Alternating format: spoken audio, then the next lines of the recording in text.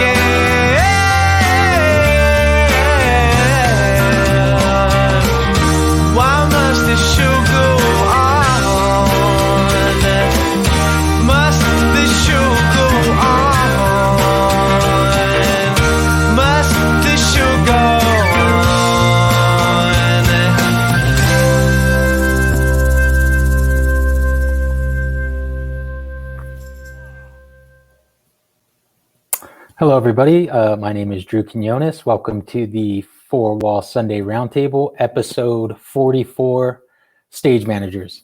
We're creeping up on a year since we've been doing this. I think next week might be our year anniversary, so it's been fun. We've had over 100-something panelists. It's been great working with Jeff and Al. I've been on the phone more with them than anybody else this entire year, so that's been nice. And once again, I am joined by my co-host, Jeff Kreuter. Jeff, how you doing? I'm doing great. Yeah, Drew, a year. Yes, we have this one of those. We speak. Yeah. But it's good. Yeah, it's been We good. have never met in person, but someday. I know. Someday soon. I know, isn't that crazy? I know. Yeah, we're gonna get that. We're gonna get that on. We're gonna have a film crew and everything when we meet for That's the right. first time. We'll be like, that's what you look like from the waist down? Yeah. Hi, everyone. Thank you again for watching. Drew, hello again. You're back in California, yeah? How's the week been going? It's been going good. Just spending a lot of time with the family, so it's been really nice. Great. That's nice. Cool. There's been a lot going on here in New York. There's been some announcements. It's been nice to see some reopening announcements rolling out over the last several days here in New York and beyond New York too. I will say though, it is interesting how all of a sudden people see these words in writing and hear press conferences that, Broadway's reopening, and they think like an entire industry is miraculously fixed. It is a great step and it's great news, but it's, even Broadway reopening is a slow rollout. And really, probably most importantly, there are far more people in this industry, this very large industry, who do not work on Broadway. So yeah, an amazing step, a great step that they're announcing the openings, but so much more work to do to get everybody back to work, a lot of work ahead to get people working ahead. But even more light at the end of the tunnel, Drew, you've seen some things recently that have given you some excitement about the near future, really the present, right? Yeah, like you said, I was with my family this last weekend, and it's like a tradition to watch a boxing match Cinco de Mayo weekend. So of course we ordered watched the Canelo Alvarez fight, which was at AT&T Stadium in Dallas. And I think it was a record-breaking indoor boxing attendance. I think it was somewhere over 73,000 people. And honestly, it was great to see. And the crazy thing, even for us watching like at a barbecue or something, is the undercards. Nobody ever watches the undercards. You just kind of crowd the TV for the main event.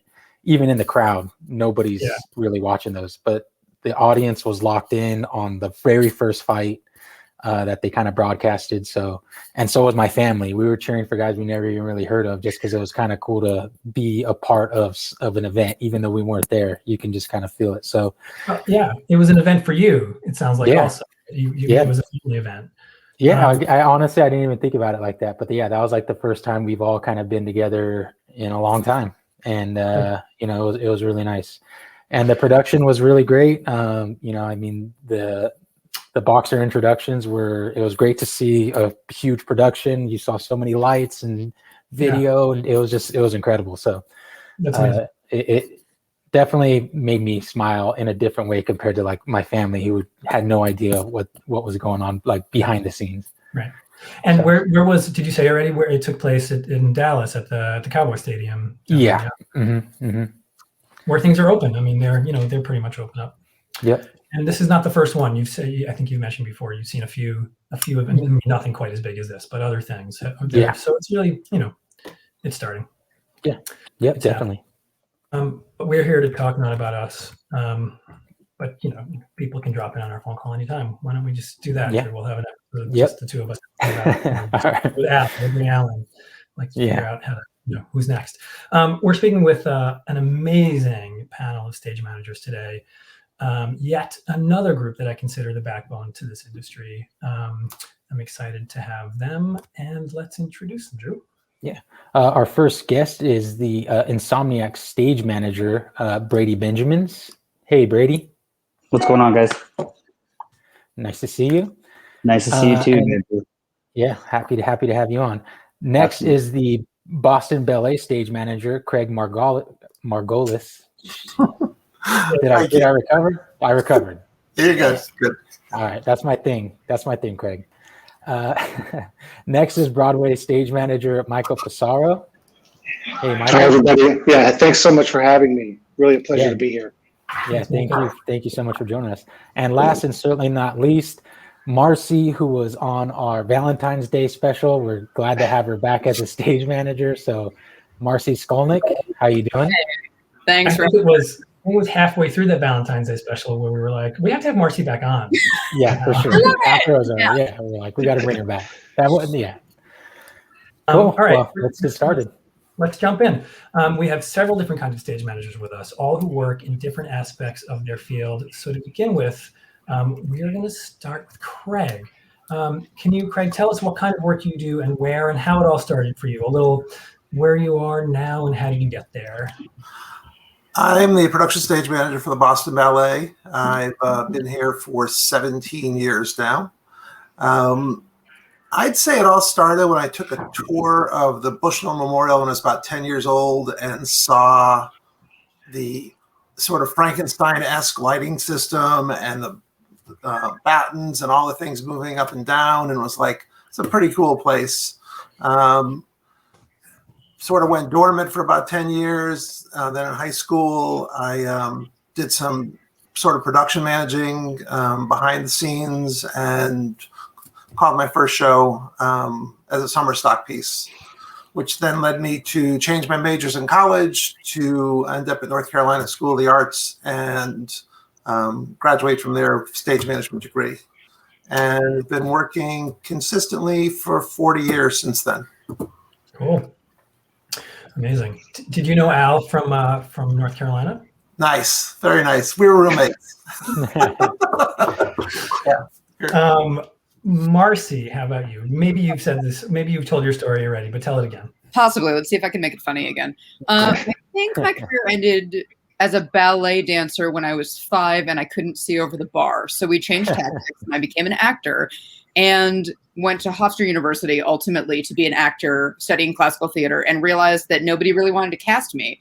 And someone figured out I was organized. And I thought, well, if this keeps me doing what I love to do, and I quickly realized that I could work with anybody, that seemed like a good thing. So I just kept doing it and wound up graduating from college in my cap and gown, calling the closing performance of the original run of Tony and Tina's Wedding. So that worked out for me. And then I spent a lot of time in New York doing Shakespeare and Yiddish theater. And in 2017, I came out to Las Vegas for 6 months to work on a show called Baz and spend some time with my mom, and I'm still here. And right now, I'm working with Matt Franco, the magician, doing Matt Franco Reinvented Nightly. Oh, cool. Does he reinvent nightly? He does reinvent nightly. You can't answer that. No, he does. Okay. Braedy, welcome to the show. Thank you. How about you? I mean, pretty much started as I was a kid, the love of music. My first concert I went to, my dad took me to go see Rush at the Forum. Nice. The Forum, you know, it's legendary known. And then after high school, in my younger years, going to underground raves here in LA that were huge. And then also being broke, trying to figure out a way to go to these things. Ended up kind of working for free to some of these raves to get in. Got mixed up with the lighting company out here with Felix Lighting, and it kind of went from there. I was a freelance lighting technician for a long time. Did a lot of different shows, special events. From there, just kind of went on to getting into stage managing later on in life, and then end up owning my own business in the LED world. Oh, cool. Well, more on that soon. Yeah. Last but not least, Michael Passaro. Welcome to the show. Thank you. Thank you so much for having me. It's great to be here. My sort of interest in the theater sort of came through the television world, in that when I was in junior high, my mom was watching the Tony Awards one night, and it happened to be the year that, this is a while ago now, that A Chorus Line won all of the Tony Awards. And I was like, what's this? This is really great. Like, I want to be involved with this. And the next year for my birthday, she took me to see Chorus Line. I was like, oh my gosh, this is what I really want to do. I want to be, involved in this. And we went to see a lot of Broadway shows. I ended up coming to NYU, sort of dabbled in the theater, in terms of acting, in my high school years. Came to NYU, ultimately became very interested in producing and company managing, and ended up getting my master's degree at NYU. And through that process, I started working at a general management firm. And they said, before you become a company manager, you should really see how the shows are put together in the field, in the trenches, as it were. And they got me hired onto a little show called Starlight Express. And I was one of the production assistants on the show. And like 5 weeks into it, the stage manager, I was working directly with the stage managers. I was loving every minute of it. The stage manager said to me, we need to hire another stage manager. Are you interested? And I had like no idea what I was saying yes to, but it's kind of the thing you can say yes to when you're 22 years old and you have no idea what you're saying yes to. And so I did, and here I am. I'm currently the production stage manager for Moulin Rouge on Broadway, which I am hoping will be announcing their comeback in the next day or so. I mean, I know they will be. So by the time this airs, it would already been announced. So I feel comfortable saying that. That's right. Okay. You heard it here first. So A Chorus Line, you're lucky that it was a Chorus Line year and not a down year for the right. It's a good thing. I was for sure. And legendarily on Starlight Express. So yes, people to say that they were there. So yeah, I was there. The early days of modern automation in the theater. Yeah. So I kind of learned that from the ground up, and by watching it happen, sort of building the plane as it flies. Cool. Drew, what's next? All right. Well, I'll go back to Brady. Can you give us a general description of what you do on the projects you work on? Kind of like the Cliff Notes version of where you first begin through opening night, or when the first day of the show is? I got asked by now who is kind of, I guess you would say, my boss, but at the same time my client. He is the head of stage production for Insomniac, and they were looking. They do a multiple round of so many shows, multiple stages at an event, and they were just kind of looking for people to help build production. So I kind of got started there with them, being a project manager, stage manager for the builds, as well as the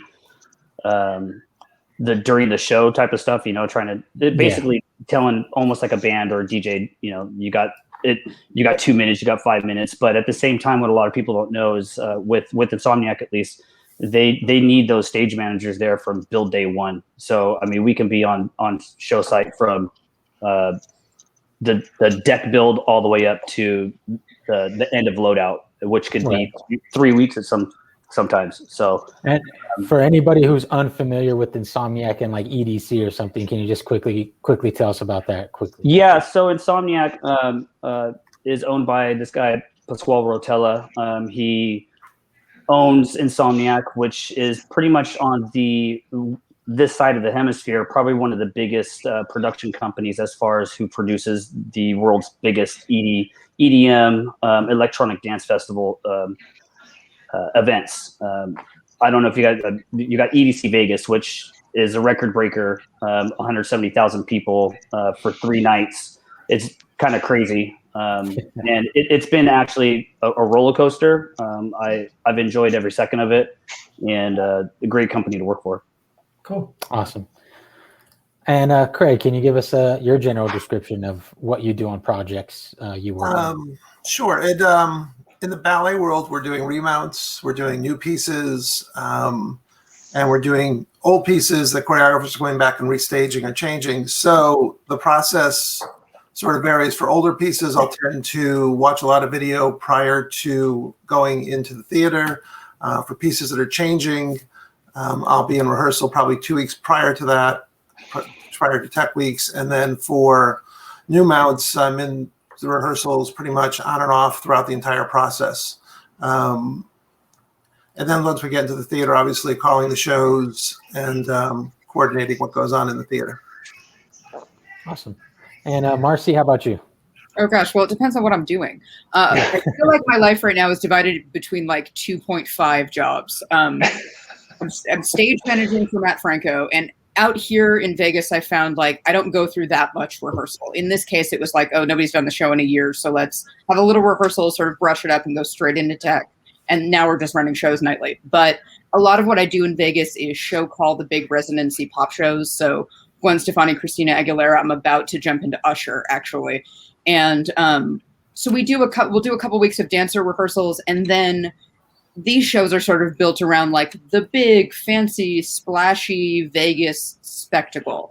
So it's a lot of like making sure the automation looks good, doesn't kill anybody. I spend a lot of time like with a stopwatch timing automation, so I know what it's supposed to do and when, and then calling nightly from front of house to make sure that everything is safe and that the audience is getting the best show that they possibly can while sort of making nightly changes. Like, you know, those kind of stars have a lot in their repertoire, and they're like, let's add this song tonight. Okay, how are we going to do that? That kind of thing. And then like for fun, I'll go out as a road manager with the Eagles periodically. We're going to go out again in the fall. That's really exciting, where I meet a local orchestra and choir wherever we are and sort of integrate them into the show and make sure that they don't fall off the risers and look really good.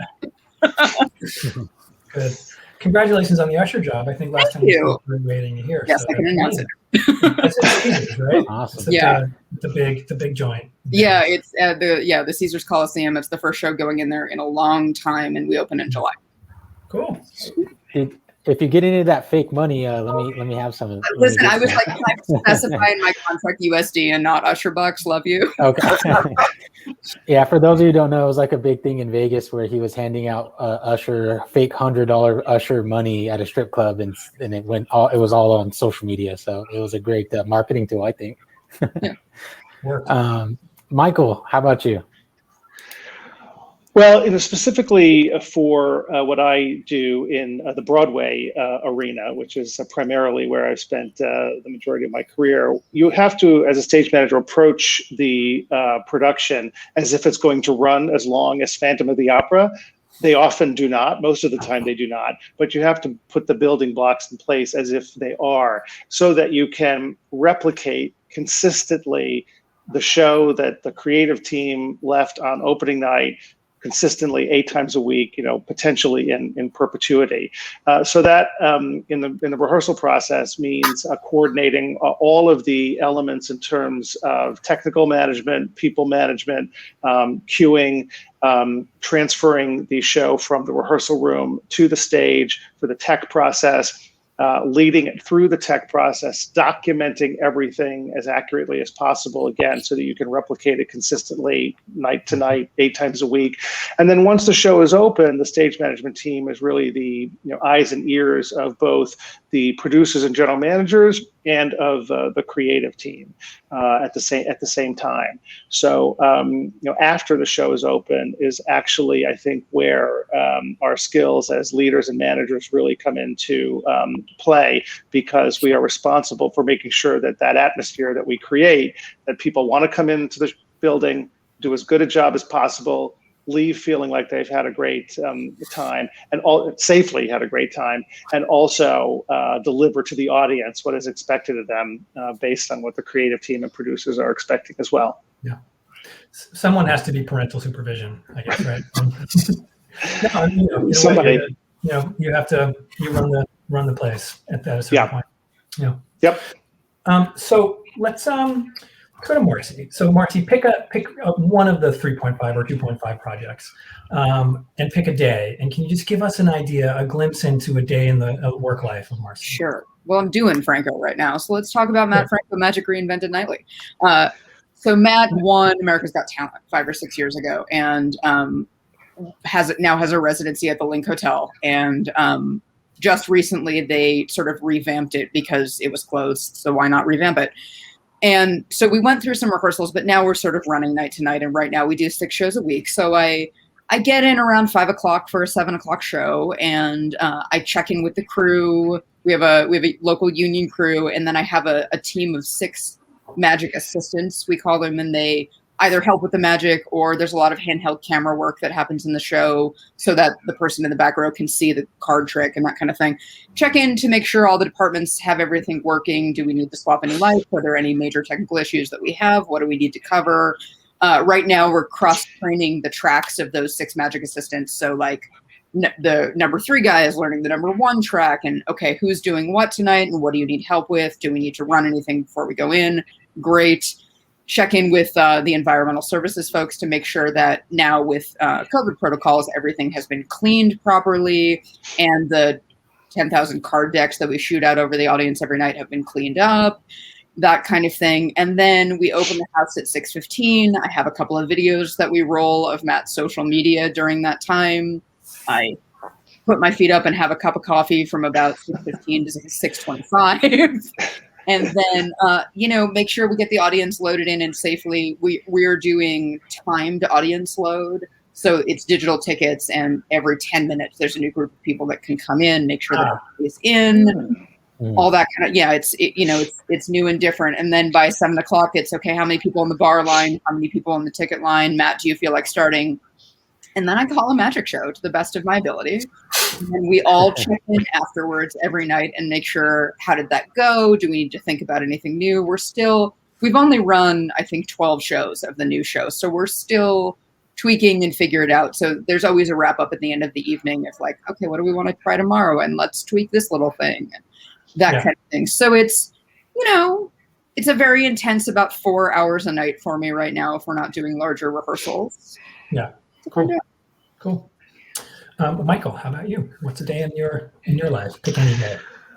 Well, when we're running a show such as Moulin Rouge, my day starts pretty early in the morning. Even though we are on a show schedule, the general managers and producers and creative team are all on sort of a more regular schedule. So very frequently, especially on a matinee day, it starts as early as 8 or 9 in the morning in terms of who's calling in to not be in the matinee, what management concerns are there that I have to address either by email or phone. Then, for a 2 o'clock show, I'm usually at the theater by about 11:30 or noon, trying to get the lineup in order in terms of who's in, who's out. The assistants come in at about 12:30. We get all that information distributed to everybody in the building in terms of the specific show lineup for that day. Do the show, afterwards do the report, get ready for the evening show, and do it all over again. Yeah. What people, it's funny, people who don't quite know, they think, that you do a show every night and that's your job. You show up at 6:30 or 5:30, whatever it is, but no one really, like understudy rehearsal and put in rehearsals. There's, it's not just this, it's for everyone. The cast, people don't always really know that you're in, days and several days, and it's not just a nighttime job. Yeah, I mean, it's typically, you know, if we have a Tuesday through Sunday performance schedule, I'm probably in the theater Tuesday through Sunday from, at the very least, 11 in the morning until the show finishes at night, whether that's a rehearsal in the afternoon or an afternoon show and an evening show. Yeah, cool. Craig, how about you? If we're in the theater, day usually starts around 10. I'm usually the first one in, or my assistant's the first one in, because we go in to cover dancer class before even rehearsals start. Dancers take full class, so about an hour and a half, and then we do usually an afternoon rehearsal into an evening show. If it's a 2-show day, obviously doing class in the morning and 2 shows. Usually after class or while class is going on, the crew starts drifting in. I'll take a walk around, put eyes on everybody, talk to everybody, see if there's anything that's pressing from the night before, talk about notes from the night before, so we can get those cleaned up before the show. And then we either do a rehearsal in the afternoon or a show in the afternoon, have about a 2-hour break, 3-hour break between, depending on the length of the show, and do it all again that night. Yeah. And is it a rep company in the way are you rehearsing a different ballet in the afternoon than you're performing at night? Is that how it operates? For the past 2 years before the pandemic, we were running in a rotating rep. So we'd open a full-length ballet, and then the following week we'd open a rep show, and then we'd run them on top of each other, back and forth. Coming forward for the next season, it looks like we're going to actually be doing standalones, which crew loves a lot more, and the dancers love a lot more because they can focus it. Because it's some of the rep pieces, when you're doing them, are really hard on the dancers' bodies, and then you have to jump back into classical ballet and put on the point shoes, and it's really not a good transition for the body sometimes. Yeah, I hear you. I wouldn't want to, but no one would want to see. God bless them. I would. They work so hard. Yeah, it's just amazing. And Braedy, a day in your work life. Yeah, EDC day 2, 106 degrees. Let's hear it. Yeah, it's crazy, to be quite honest. Having to deal with multiple vendors to try. I mean, if we're talking Dave's show is kind of the easy part, other than having to deal with entourages and people who believe they think that they need to be on stage with their friend, the DJ. Other than that, the work day on show days it's enjoyable for me. It's a time to kind of just relax, listen to the music, watch the crowd and the energy, and see a lot of friends that come through. All the different DJs that come through, and all the different shows you do. You start to become family, friends. So. I could be, in China, and one of my friends said I talk to all the time has to come through for an hour and a half because his DJ is on stage, so I get to visit with him. The hard part is the load in, is the build for us as far as stage managing is considered. There's a lot in our industry that's on our shoulders. If it's built wrong, people's lives can be in stake. Sure. It can move budgets far from where they're supposed to be because of mistakes. But that's why you have one person there as a stage manager or the production manager to wrangle all of the different vendors, the lighting, the video, because they're extreme huge builds. I mean, very, very big. It's sometimes very stressful. Yeah, it sounds like it. And as far as the show, are you the one? Do you start the show? Or are you the one that says, "Okay, we're ready to go. Let's bring"? Yeah. So most of the time, there's one person that on the radio that oversees. Okay, you guys, doors are in 5 minutes. Let's make sure we have walk-in music. And then you have to relay that to your vendors, to your lighting guys, to your audio, making sure that house music is on. Once doors are open, we get the go ahead, and then I walk around, make sure everything is safe, tell my guys let's do this and get ready, and the show starts. Cool. The show must go on. Yeah. Yep. All right. Well, let's go to Craig. Performers speak about performance anxiety, like I have anxiety every time starting the show. At the start of a show for you, right before you call the first cue, are you nervous, and what is it like for you? if I'm not nervous, I get nervous because there's nothing worse than going to a show of being flat. And if that's a time where things will bite you. Right. And yes, there's usually a little churn going on before I start any show, even if I've done it 100 times or 1,000 times like Nutcracker.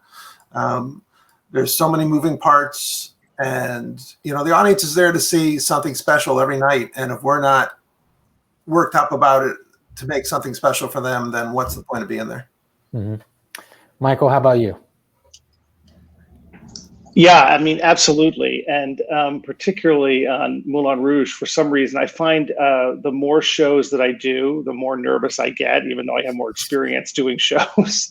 But the way Moulin Rouge starts is there's a whole pre-show that doesn't necessarily move the same way as we're segueing from the pre-show into the show proper. So every night it's like, how are these two puzzle pieces going to fit together? Or how am I going to help make them fit together more accurately? But I'm always, even by the time we shut down, we had been doing the show for 9 months, and I don't call the show every night. The assistant team really calls it more than I do. But I was still getting those butterflies and sweaty palms and heart racing starting the show. But to Craig's point as well, I feel like we are performing along with the talent, whether it's in the ballet world or in the Broadway world or wherever, because we have to hook into that energy. It's not just calling out numbers and throwing on, cue lights on and off. We really have to hook into that energy in order to, synergize that and deliver it, to the audience as a group.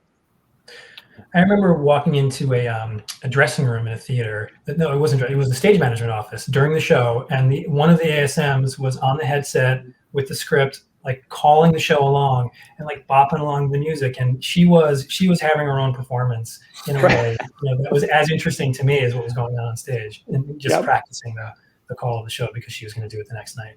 So it is performative. Yeah. Braedy, how about you? Oh, you're muted. Braedy, 2020 saying of the year. Yeah. The show, it's kind of hard because we're not in a venue. It's so hard to know that, like, my biggest fear is, we go through all these checks and stuff like that. And the first 20 minutes to an hour of the show is so nerve wracking because you never know if you're going to blow a generator. Like, the bass really starts kicking in, the lights really start going. We do load tests, but it's not the same when you have the crowd there and everybody, the DJ wants to push the volume, the lighting guy wants to strobe it all the time. And it's one of those things where it's like, oh, did I do everything right? Is there fiber that's been crushed because walking back and forth to front of house? Are my front of house lines solid? Are they good? Those are one of those things that are always racing through your head because it's like I said, it's not a permanent fixture. It's not in a venue. So it hasn't been ran through for nights and nights and nights. We just put it in and anything can go wrong. And that's just always so nerve wracking. It's always a fear in my head. It's happened once, not on my stage, but it's happened once in a venue where the generator blew because the audio company just destroyed it with their huge bass. And it's like, what do we do now? So that's right. Audio company for everyone. Yeah, that's right. Mostly Latin. Yeah. Marcy, how about you? I mean, look, I think if I've gotten comfortable, I'm doing something wrong and maybe need to get out and be a goat farmer or something. Like, it really, it's different every night, especially when I'm working with, one person whose name is the title. They don't have an understudy. And all of those things are, the entertainment is really mercurial. It's not so much word for word script based. I don't really always know what's going to happen night to night. And also, my job is to be an advocate for an artist and to take care of an artist or a group of artists every night. And I take that really seriously. And it scares the hell out of me every night, which is kind of great because I have to match their energy. I have to find their vibe. I have to get the crew and everybody else to raise to that same level. It's a big synergy, or it's all going to fall apart. And whether or not anybody got hurt on any given night, it didn't go so well. Hopefully they don't. But what's going to happen is maybe the audience isn't going to get exactly the best performance they could. So it's it's a load that you carry. And yeah, it's a little scary, and that's great. Yeah. Part of why we do it, I guess. Just get your heart monitor on this little Apple Watch, because every time it just goes skyrockets up. So we speak on the show all the time about collaboration with a number of different people. When we do speak about it, it's oftentimes between designer or designer director, designer, like that. Collaboration between the stage manager and everyone is not really discussed here often enough. And you've all sort of touched on this already, but understanding this is a broad question, so a broad answer is just fine. Can you talk about your relationship with the people you work with? Performers, director, choreographer, writer, designers, ASM stagehands, crew, anyone, any of the group that you collaborate with on a project. Brady, let's start with you. Yeah, I mean, we're collaborating with many different people all the time. As far as all the different acts that come in, they come in, they want their own show every time. They want to bring in something different to spice up the look that's already there. Certain stages will allow it, so collaborating during programming, trying to figure out what I can allow them to do to what they want to do. There's always that fine line of course they want this, but I can only give them this, so maybe we can kind of meet in the middle with certain things. Like you can't shoot flame all night long. It's just not gonna happen. So collaborating, especially with DJs and main stage DJs, always it's a definite must. And you would love to not have to and just go with the show, but of course, you got to look at it as an artist. They want something different that's going to wow the crowd. So you always have to collaborate with people like that, and as well with vendors too. The same thing, everything looks perfect on paper, but it's not going to be. So you got to figure out, okay, lighting guy, if you want these lights over here, let's make it happen, even though it's not. Now I got to talk to the designer and the LD, and he gets upset, but then got to give him coffee, so he's good. Doesn't get upset. Who gets upset? Marcy, how about you? I mean, it's so many different facets of a relationship, really. Like, especially now that we're in a long run.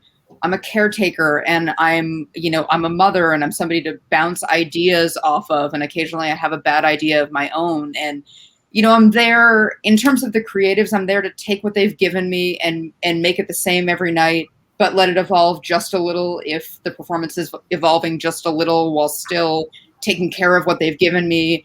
And I've got, a team of performers who are on stage every night that need to know that I have their back no matter what happens. And, I have a crew that I'm going to bake cookies for periodically, because everybody needs a little pick-me-up once in a while, because we work hard.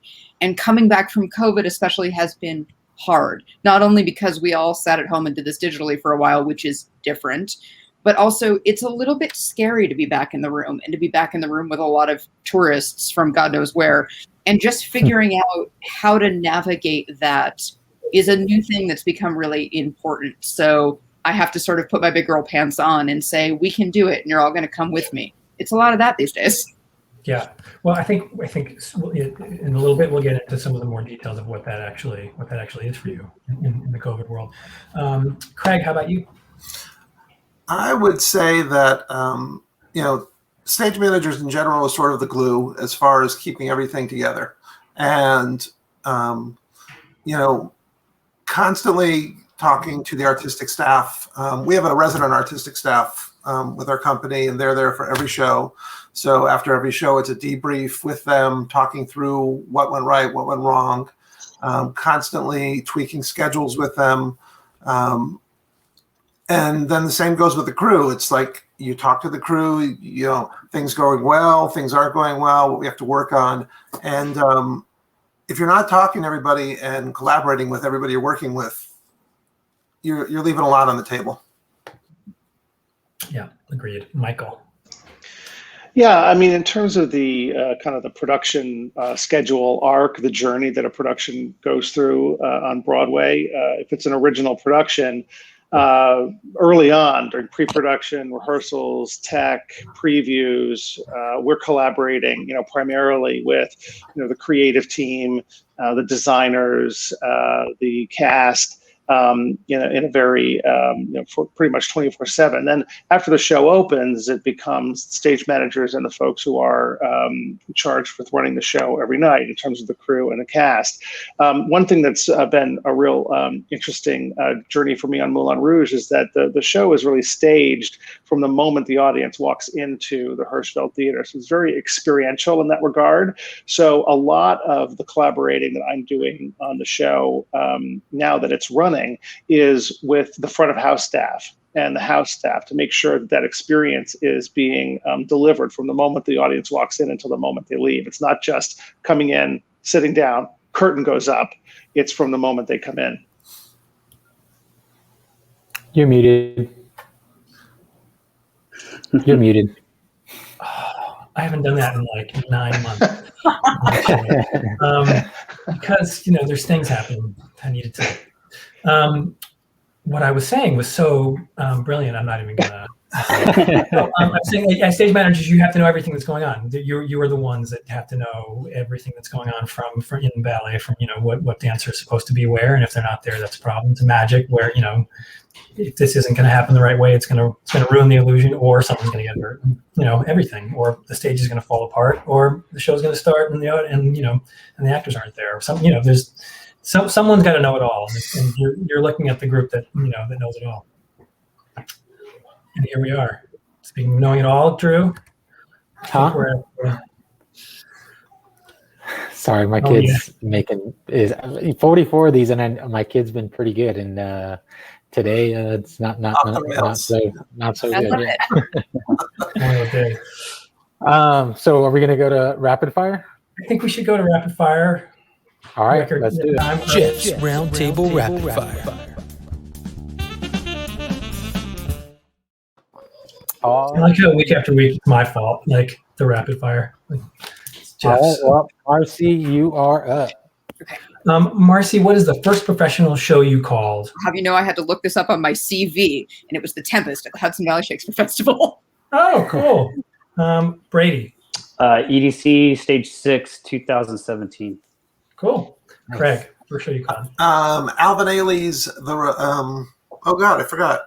The River. Shinoda Spence was a lighting designer, and I had called one ballet with 10 cues before that, and that thing had 55 cues in like 20 minutes. And I was like, oh my God, what have I done? Because it was my first dance experience with this company, and it was like, yeah. Yeah, amazing. We're going to start. Michael. Starlight Express. Nice. That must have been nerve-wracking. Yeah, but again, when you're 23, you're like, hey, I can do this. I can do it. I am more nervous now that I'm calling Moulin Rouge than I ever was calling Starlight Express. Because you know so much more. I guess so. Michael, first thing you do when you walk into work? I'm sort of like Mr. Rogers. I come in, I put on my comfortable shoes, I put on my show sweater or sweatshirt, and I'm ready to go. Craig. I usually turn on the lights because I'm the first one in the morning before class. And then after that, it's just paperwork until the show starts. Brady. Pray to the event gods that nothing catches fire or anybody dies. That's great. That's great. Yeah. Marcy. I put on my heavy leather jacket because it's always freezing in the theater, and then I pull out the playing card that I picked up off the floor from the night before, and I put it on my stack. I'm collecting a deck. I do that when I see Penn and Teller. Every time I'm out there, checking up on the show, they some similar. I have a stack. I've still never seen it, Jeff. I need to come over and see it. Come over and see it. Yeah. Next time I'm out. Excellent. Marcy, sticking with you, an important skill needed to do what you do. Patience and empathy. I think the biggest thing for me is empathy. I have to be able to put myself in somebody else's shoes, all of their shoes, sort of all the time to make it work. Yeah. Brady. Common sense. So simple. I'll echo patience and say time management. Michael. All the things that everyone has already offered into the conversation, and I'll add one more: curiosity. Yeah, great. Michael, best advice you were given by anyone? Something I've said many times to my students up at Columbia University. In fact, I say to them on the first day of classes with the new class every year that wanting a career in the theater, working in the theater makes great demands on the soul. Yes, here. Craig. I would say that you can't please everybody, but you got to keep your eye on the main goal of getting the show done. Braedy. Mistakes will be made. Learn from them. This is great advice, everyone. Marcy. The last time I was on, I quoted Katharine Hepburn and said, never give up, always be yourself, don't put too much flour on your brownies. Today, I will say the open hand receives. Early in my career, I held on to too many things for too long, and when I finally sort of let go, everything happened. Cool. Everyone, I hope people are going to remember all this amazing advice. Take notes. Marcy, something that excites you about what you do. What excites me about what I do? Everything. I get to play with the coolest toys and the coolest people. I have the best job ever. It's really exciting. Cool. Braedy. The end process, the production, watching 70,000 people go nuts, watching what they love. Yeah, Craig. Something that excites you about what you do. The camaraderie, the teamwork, the all moving towards one goal and achieving it nightly. Yeah. Michael. Walking into that theater and you see that lonely little ghost light in the middle of the stage, and then like 2.5 hours later, you're going to be full of lights and energy and people and flying your own little flag as if nothing had happened the night before. Cool. What's the favorite part of the process for you, Michael? For me, it's the leading up to that first day of rehearsal. I love the questioning. I love the conversations. I love learning about how the creative team came to the point at which we're actually going to sit down at the table and open up, those scripts for the first time. I love all that. Yeah, cool. Craig.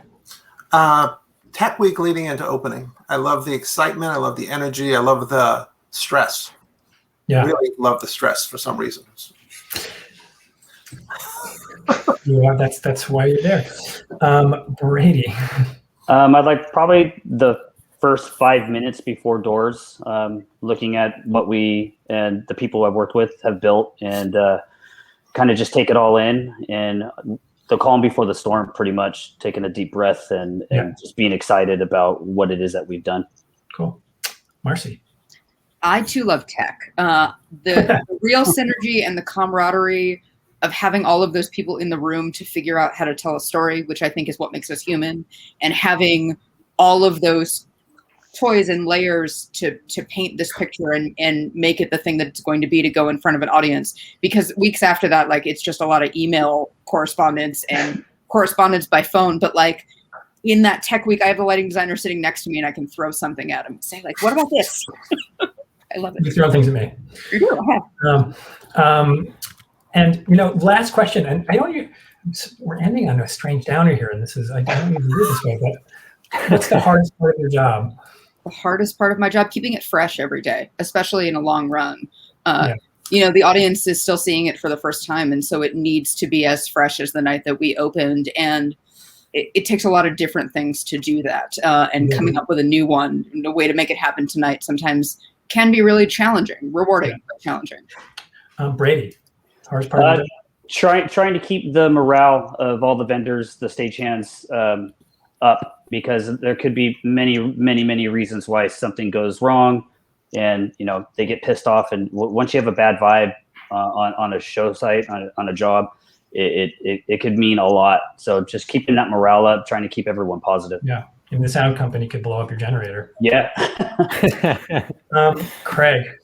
I would definitely echo those first two comments and also add to that, dealing with folks that aren't acting their age yet. When in ballet, we've got a lot of sort of young kids working their way up, and then they eventually become the real stars and the real steady ones you can trust, but coaxing along the younger ones up and bringing them through it. Sure. Yeah. Michael. Yeah, I mean, what everyone has said before me is amazing, and I've felt all of those things, many times. But for myself, and this has gotten easier over the years, but it's still something that I, contend with, and it's very, personal. I am an off the charts introvert.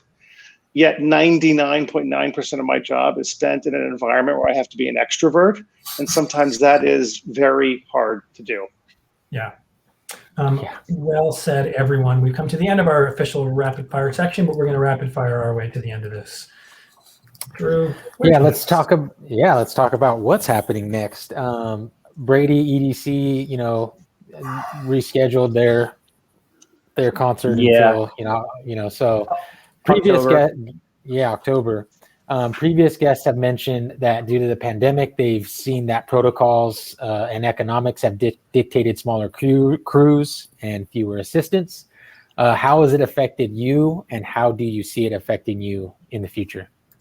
The future is unknown. Right. So many people can say, this is when we're going to have the show, and it can get up to that, and it could just go away. And for, certain reasons, but it's just, everything's unknown. I mean, I had a show that I was going to start building, and up until the day before it had to cancel. So that's, you just have to go and walk on eggshells and just know that this will not happen literally till the day that you're there building. And even when you're still building, it could go, but that's just the uncertainty, especially with events, large events like concerts and stuff, outdoor.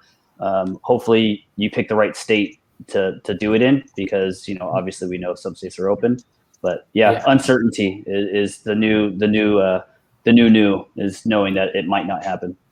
And as far as COVID protocols for you, are you having to stay up to date on that, or do you get like a sheet that kind of tells you everything that you need to know? Or it depends on the show, really.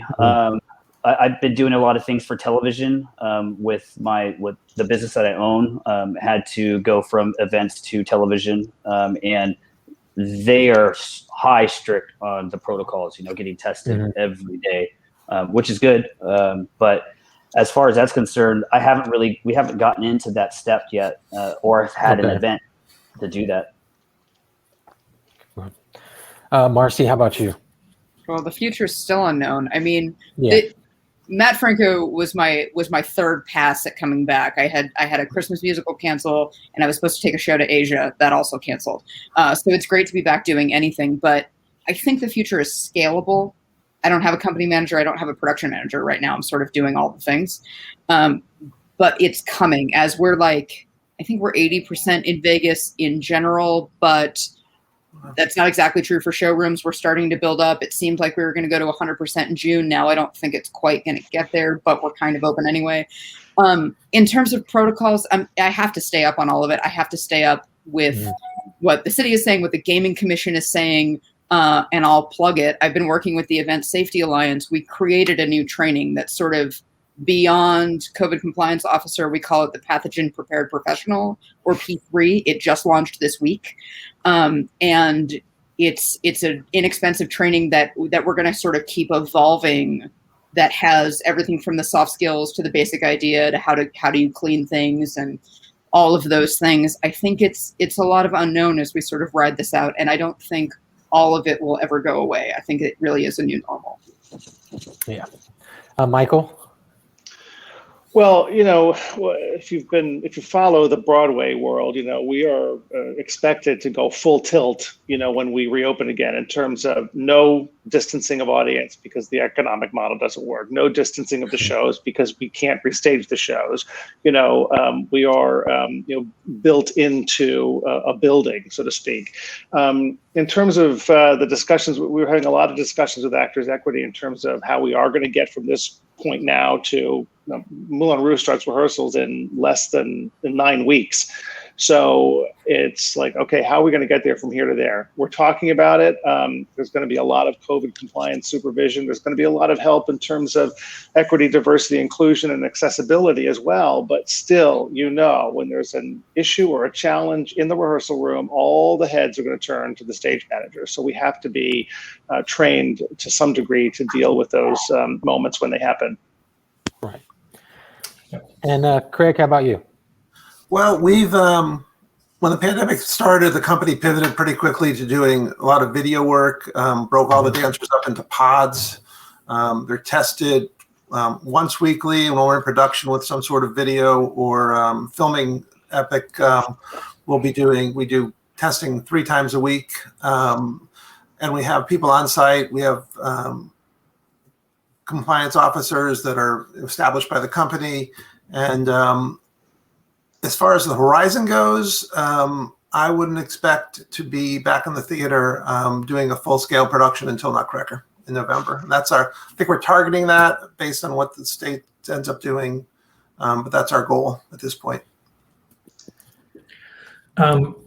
So as stage managers, I mean, Marcy sort of answered this. I think you've all sort of hit this, but I'm curious, I mean, does the buck stop with you as far as COVID rules, or is it someone else on the staff that is ultimately responsible? You can, I'll answer it once. No, yeah, does anyone want to take that?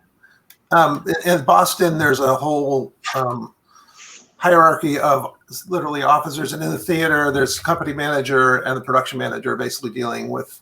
They're the 2 representatives that are in the theater all the time that will deal with it. Yeah. Is that how is it for you, Michael? Similar? I'm not that I know of. I mean, there's only so much that we can deal with in terms of the stage management staff. Once a show like Moulin Rouge starts, the running order, we are busy from moment one until the curtain comes in. Right. We are told that we will have possibly 1 COVID compliance supervisor per 20 people in the theater, for 20 people in terms of employees. So we have over 100 plus employees, working on Moulin Rouge, between cast, crew, musicians, staff, etc.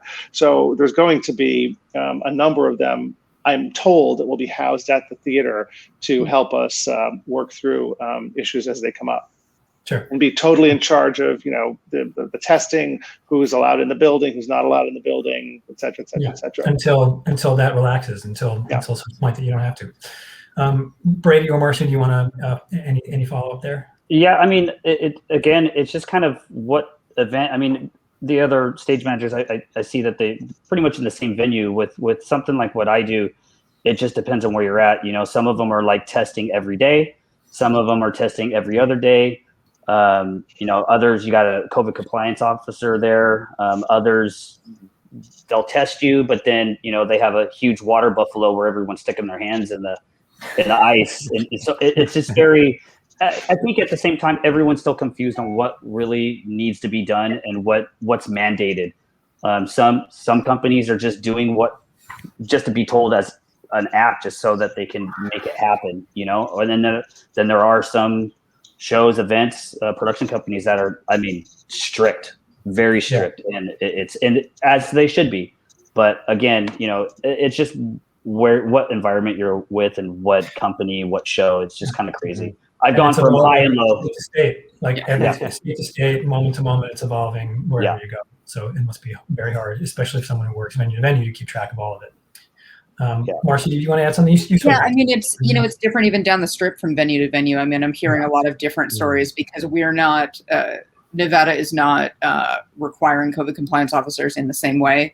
And nobody has any money anymore because they've been closed for a year. So, yes, the buck stops with me. No, the buck doesn't stop with me. It stops with all of us in a way. You sort of have to learn your basic protocols. You have to wash your hands. You have to keep yourself distant, and we all have to sort of figure it out together in these smaller instances. I think because next door at a different casino they have completely different policies, and I have all kinds of tourists coming in from all over the place. So I think we're sort of all in it together in my life right now. I have one more follow-up here, actually. So when we come back, and this is, again, something that's come up on the show before, and the answer to this is generally no, but I'm wondering if things have changed. Is the crew size going to be smaller because of COVID, or do you just figure out a way to follow the COVID restrictions with the crew? I mean, Michael, when you open Moulin Rouge, do you have fewer people because of COVID, or is it the No, I mean, we can't have fewer people. If anything, we need to have more people because we're doing the show exactly the way we did it before the shutdown. a complication is that we're told we're going to have more coverage potentially in terms of the cast, in terms of swings and understudies, in order to guard against illness or positive tests. And that's great, but lighting operators, automation operators, those folks are in high demand and with very specialized skills. And there's not, a lot of them just hanging around, Midtown waiting to sort of pop in case somebody gets sick. I mean, if our automation operators for some, reason, tested positive or didn't feel well enough to come to work, we were just at the point of getting, full backup when we shut down. And that doesn't exist anymore. So it's going to be interesting to see, how we cross that bridge. I'll send in my resume. Anyone else want to take that question? I mean, Craig, in the ballet world. I mean, the shows are like Nutcracker is built, and it needs X people to run Nutcracker, and you need X people to handle the kids, and you need X people to, and so the number of the crew will stay the same. I will say this though, we just got done doing a film, and the crew wants to be back as much as the dancers and everybody else, and they are doing everything by the book. At least our crew was, to maintain and stay in the theater and keep working. So I think that's a positive. Yeah. And I feel that that's going to be the same when we get back to. I don't think anybody's going to want to take the chance or do something outside of protocols for fear of being out of work again. Yep. And absolutely. And Marcy, you're back now. Is the crew different because of COVID, or is it? I mean, do you still need the amount of people, or since you put a new show together, did anybody think about that as they were putting it together? They did. We scaled down a little bit, honestly. And we're under the umbrella of Caesars Entertainment, and a lot of the Caesars infrastructure hasn't come back, actually. So I don't have the number of people in the room supporting us from the corporate side that I would have. They're starting to come back, but because we were one of the first shows to really open and go for it, everything in this town is sort of catching up. So I think it's just going to keep getting more fleshed out and safer in that way. But some of the crew swings left town and and found new careers. So some of that figuring out what to do about that is in process. There are a lot more florists and bakers these days. It's true.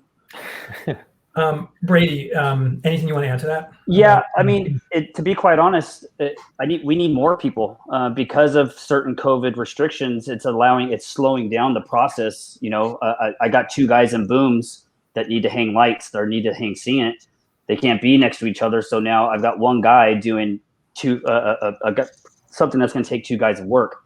So now it's like we need more help. And then at that, it's hard to even find that help because a lot of people don't really want to come back to work because they're comfortable with, with the money that they're getting. It's a real big catch-22 right now as far as that's concerned. The restrictions are slowing us down and draining budgets because you need the extra help, because you need the extra compliance stuff.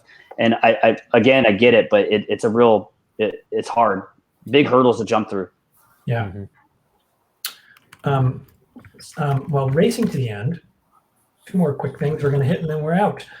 So let's start with Craig. Craig, work aside, we've been shut down for a while. I know you've been working actually, but in between working, have you done anything? Any new hobbies? Anything you've ignored that you finally got to? Cooking something new? Let's see. We lost our dog. Sorry. Yeah.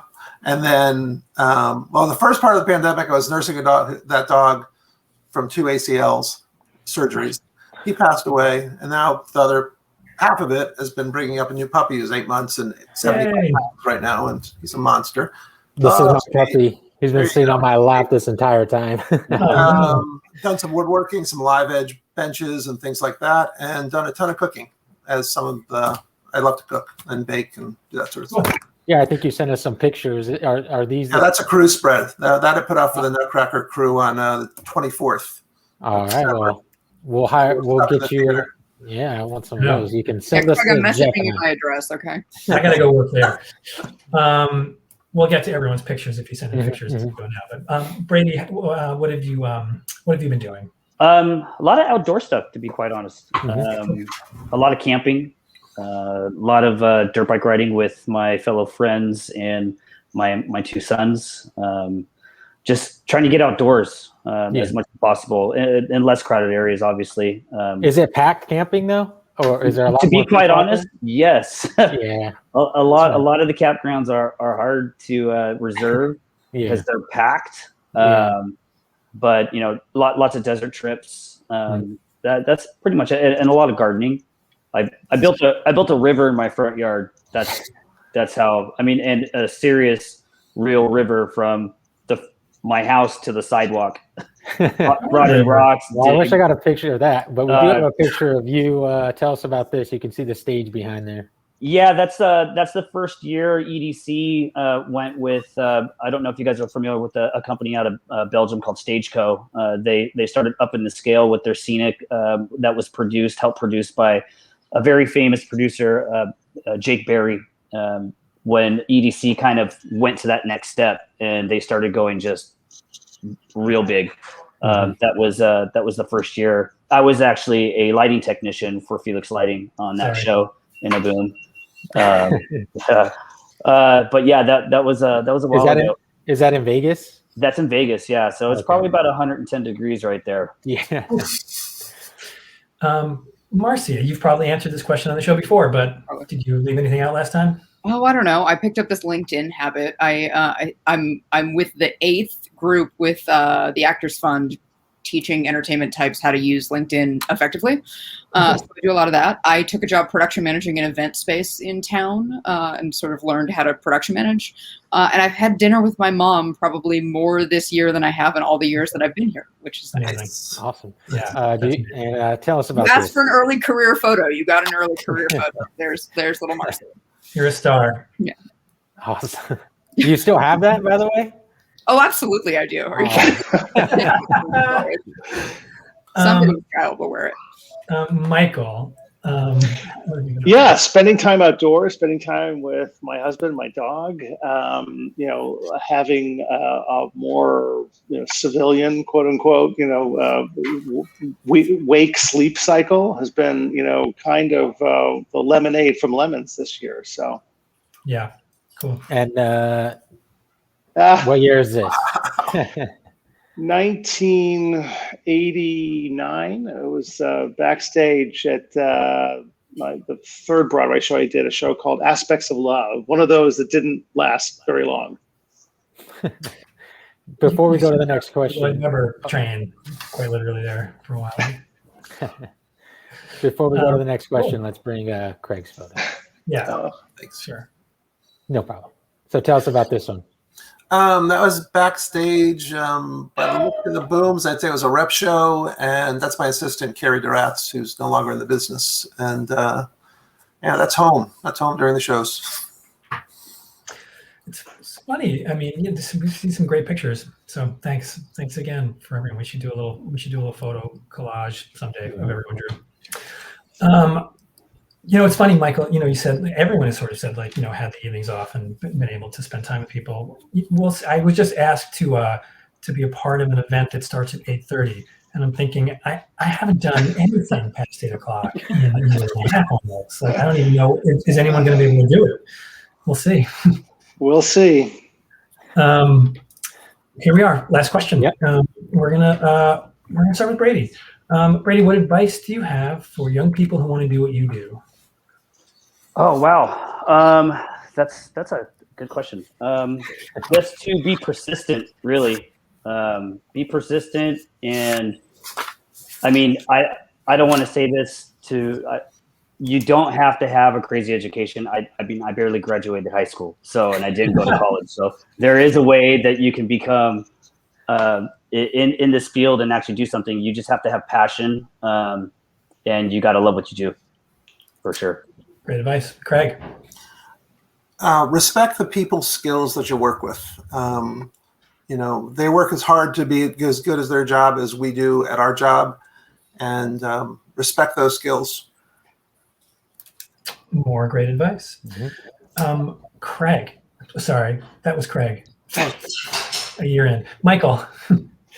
I would say if you're interested in stage managing, to learn about anything and everything other than stage managing. I think you can learn great lessons about the human condition from almost any thing you might be interested in, whether it's art or sports or politics or whatever. Because ultimately, I think being a better stage manager is being a better human being. I think that's great advice, and I think that's true for no matter what you do in this business and probably any other business for that matter. I think that's great advice. Marcy. Ask a lot of questions. You're not Marcy. Brady, move your mouth. Ask a lot of questions. Ask for what you want or you'll never get it. Be as curious as you possibly can and meet a lot of people and be nice to everybody and say thank you. You will get there eventually. If I did it, anybody can do it, I promise. And just to add on to that, listen to the answers really well. There you go. Yeah, also great advice. We've come to an end of another show. Does anyone want to add anything, clarify anything, or retract anything before we leave? I want to add one thing. One thing that I enjoy doing that I didn't touch on, we have a internship program, and teaching young students coming out is really quite fulfilling. And, they've moved on. Some of them stay in the business. Other ones have toured around and done, national tours. And just having them come through and the energy they bring to the team and the focus, it sort of renews your perspective on why you got into it. Yeah. Amazing. Thank you. And here we are, Joe. We've reached another end of another episode. Yeah, little Chip's gonna make a appearance. Nice. I have a 9-month-old asleep. My 4-year-old was running around doing something. So my wife decided to get this puppy, and I don't know why, but it's always with me now, so I love it. Thank you again, Craig, Brady, Marcy, and Michael. It was another great conversation. A lot of different perspectives. It was really, really a fun talk. We'll be back next weekend with educators, Jeff. We'll be back for that, and then we'll take Memorial Day weekend off. I think that's the next weekend, but we'll talk about it next week. I don't know what day it is. Thank you again, everybody, and thanks, we'll everybody. see you next time. Yeah, thanks for having me. Thanks.